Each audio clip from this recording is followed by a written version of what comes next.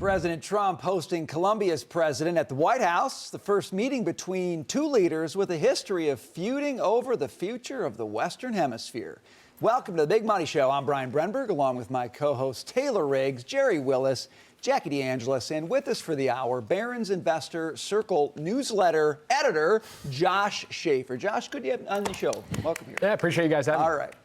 The president vowing strict penalties for countries deepening trade ties with Beijing, and Colombia is in the hot seat. Somehow after the Venezuelan raid, he became very nice. He changed his attitude very much. So, I look forward to seeing him. He's coming in. We're going to be talking about drugs because tremendous amounts of drugs come out of his country. And I look forward to seeing. We're going to have a good meeting. These talks come after a separate agreement involving Venezuelan oil and a potential boost for U.S. producers.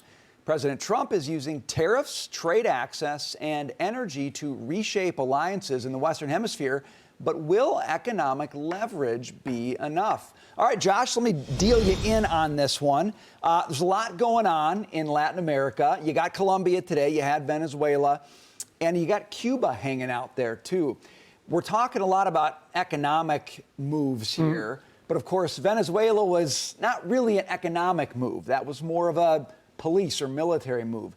What do you think it's going to take to keep pursuing the Don Road doctrine in the Western Hemisphere? I think, Brian, what you're seeing is the aggressive action first, right, with Venezuela, and then maybe less aggressive action now with talks, right? It sounds a little more nice to some extent, right? And I think that's been sort of, I watch the market action a lot, sort of to tell us what's going on with whether the market's getting more worried or less worried about where the talks are. And I think the theme over the last week or so has been a little bit of de-escalation, right? You haven't seen continuous worries about what's going on from a geopolitical standpoint that you saw maybe 2 or 3 weeks ago. The market sort of relaxed in terms of that. You know, you've seen the dollar come back down, dollar start to rise again. Yeah. That volatility, you were seeing gold prices, right? We were talking about gold every single day, and it was all of this uncertainty, uncertainty. Oh no, there goes gold. Well, gold's taking a breather too, right? So I think what you're seeing is less aggressive action, so to speak. And it seems like, at least from a market perspective, the market's liked it. That's interesting to me, Jackie, because you do have an armada heading kind of in Iran's direction. And you've got the president, huge tariffs on anyone who sells oil to Cuba. Yes, the Colombia president's here to talk, but it's been a lot of action, too. And I agree with Josh. I think the market kind of pulled back maybe from some of those worries. But, I just wonder, at the end of the day, if Trump really wants to push U.S. interests in the Western Hemisphere, is economics alone going to do it? Or do Americans have to be more prepared for more of what we saw in Venezuela, do you think? Western Hemisphere-wise, I don't think so. I mean, if there's going to be any aggression, I think it's going to occur in the Middle East, and we'll wait to see how these talks go. Sending the Armada is certainly positioning the United States because, Trump has said if you don't do certain things, Iran already crossed certain red lines, but he's also saying if you don't do certain things in these negotiations, it's going to be very bad. He said that yesterday. So I think he means what he says. But over here, I think this is part of the chess game that he envisioned as he was planning all of this in his, evil little mind. Venezuela, you had to do what you had to do there, but he's using Venezuela as a tool to get all these other players to come to the table. Don't forget yesterday, breaking on this show, we talked about the trade deal with India, where tariffs were reduced. And new trading terms were also outlined, which would mean that part of that Venezuelan oil would go to India, nudging India to get away from our foes like Iran, and Russia. And that's what all of this is a part of. Now, if he can do enough of that and use the Venezuela oil along with our oil supplies to get more players to get away, and he even offered the olive branch offer out to China, saying, you can get in on this probably a little bit too, because they also buy from the Middle East, and they've been fueling the Russia-Ukraine war, and they've been sort of fueling the unrest that we've seen in the Middle East as well. So he's just playing every economic card that he has. But those cards are very, very, very, very strong. And if there's going to be force anywhere, I just imagine it would be with that one country that is completely unreasonable. And, you know, we've had problems with them for quite some time. My last thought on that is that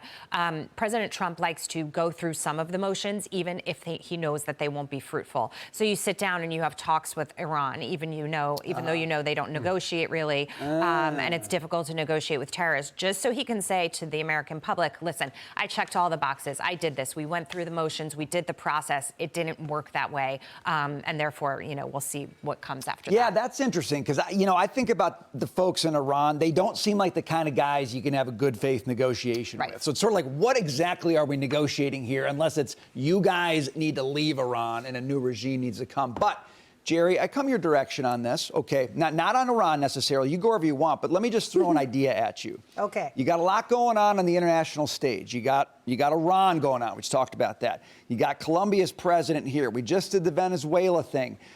Talking about Cuba. It's a lot outside of the U.S. borders. Yeah, I'm getting one of those big globes for my office. You need a globe. We're going to get you a globe and you can spin it in your office. But do you think it's too much international for an American electorate who seems to kind of be saying, fix my pocketbook, work on domestic economic issues? Or do they like the activity on the global stage? Well, I think consumers are going to think it's too much international. Absolutely. They're so focused on housing prices, focused on beef prices, what they're having to pay for everything. Absolutely true. But I see this international policy ultimately rebounding to lower prices for a lot of things, including oil, gas in your tank. So I think there are a lot of benefits with the president's really long-range vision on these topics, and I think they'll rebound positively to consumers' wallets. I'm not sure voters are going to see that by November. So the economic time frame might be different than the electoral time frame. I think that's a real risk here. But Taylor, okay, talk to me about the economics of all this global activity. You've got the energy dimension. You're always bringing up commodities. I used to never check commodities until we started doing this show. Now I check them. I know where metals are at all times. Really? Yeah, well, not today, actually. But so tell me what the implications are. What was the question you asked in your introduction? Is economic leverage enough? Yes, that was a good question. What if I were to tell you it is enough? Because in this sort of Don Roe doctrine, Western Hemisphere world, the U.S. is not alone. Did you see what Costa Rica just did? Elected a hard right, hardliner, take down the criminal president. Let me bring you what she said. She is a draconian crackdown on criminals that have appealed to voters in a nation roiled by soaring drug violence. They opened up a port in 2019, which helped their exports. It helped their economy. The U.S. loves it because it's sandy, beautiful beaches, but it's also meant a huge Central American island, not quite island, but territory of illicit drug use. And so she just was elected, and she said, listen to this, my future government will have one purpose only, to strengthen the rule of law. She wants to suspend constitutional rights in high crime neighborhoods to make it easier for police to conduct searches. She wants to do judicial reform and term limits on judges who she says are too soft on criminals. She wants longer sentences for gangsters. Why do we care about Costa Rica? Because we're talking about the Western Hemisphere, Brian, and the Don Roe doctrine, not just the Monroe doctrine. And so you could argue the Latin American countries, Venezuela, Costa Rica, you name it, maybe they're doing it enough. Maybe they are wakening up to an idea of a new U.S. in charge with Trump and how they want to respond economically and then politically and how they want to maybe embrace this idea of capitalism. We'll see. What's interesting is Morgan Stanley came out with their top 10 themes for this year. Here is one of them, the politics of energy. There is going to be policy support for the lowest cost of energy, even if such energy supply strategies have higher carbon emissions profile. Basically saying we support oil regardless of what it looks like. We support all kinds of energy regardless of the carbon emissions profile because energy is changing the way we're doing everything, AI included, and it's changing politics. I mean, energy, yeah, go ahead, finish up. One more thing, and I don't want to monopolize my time. Another thing that they were predicting for this year is in Latin America, change. We've talked about Venezuela. We're talking about Costa Rica, right? Change about maybe going to capitalism, how they're rethinking their economy. They say policy shifts changing geopolitical interests are driving Latin America towards a new investment cycle, driven by investment rather than consumption. This region's importance within this multipolar world is showing through multiple different channels, Brian. Financial, trade, political, military. We've talked about Argentina, Chile, Mexico. They've shifted from populism to different degrees as these regions' policymakers are adjusting to a new reality of the United States. So maybe this is all coming together, and economics alone is going to do it. Josh, is Taylor looking at all this through too rosy of glasses here? Well, I was going to agree with Taylor to some extent, at least in the sense of look at the stock market again and what's been working. Energy is your top performing sector this year, right? It's up 13%. Don't remind me about it, because Dagan picked energy for the stock. I saw that on the show. She's killing me right now. But it's a move back to domestic energy, right? And so that has worked. It seems, at least in terms of demand. I mean, one stock that we had picked at the Barron's Investor Circle was Peabody Energy. That's a coal producer.